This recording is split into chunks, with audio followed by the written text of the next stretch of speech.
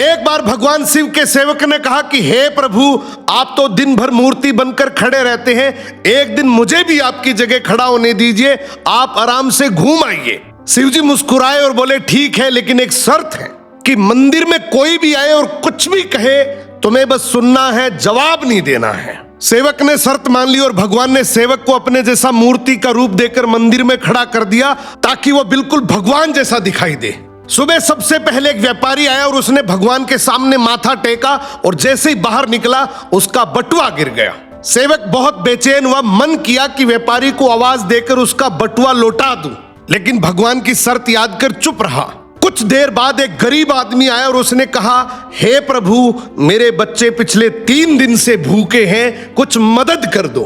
तभी उसकी नजर बटुए पर पड़ी, उसने भगवान को धन्यवाद दिया और बटुआ उठाकर चला गया। फिर एक नाविक आया और बोला, हे भगवान, मैं 15 दिन के समुद्री सफर पर जा रहा हूं, मेरी रक्षा करना। जैसे ही बाहर निकला पुलिस आई और उसे बटुआ चोरी करने के इल्जाम में पकड़ लिया।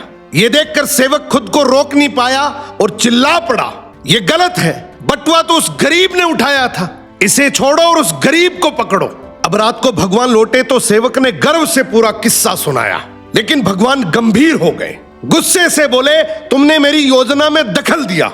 वो व्यापारी बेईमान था, उसका बटुआ गिरना उसके कर्मों का फल था, और गरीब को बटुआ इसलिए मिला ताकि वो अपने बच्चों का पेट भर सके। और जहां तक नाविक की बात है तो उसका जहाज एक बड़े तूफान में डूबने वाला था, पुलिस द्वारा पकड़े जाने से उसकी जान बच जाती, लेकिन तुम्हारे बोलने से गरीब जेल चला गया और सब गड़बड़ हो गया। फिर भगवान सेवक से बोले, जो कुछ भी होता है उसमें मेरी योजना होती है, तुम्हारी नजर सिर्फ उस पल की सच्चाई देखती है, लेकिन मैं संपूर्ण समय और कर्मों को देखता हूं। इसलिए जब भी तुम्हें कुछ गलत लगे तो समझ लेना मैं तुम्हारे भले के लिए कर रहा हूं। हर हाल में मुझ पर भरोसा रखो। निष्कर्ष, कभी कभी हमें जो चीज गलत लगती है वही असल में हमारे अच्छे के लिए होती है। भगवान की योजना हमेशा हमारी सोच से बड़ी और गहरी होती है। अगर इस बात से सहमत हो तो कमेंट जरूर करना।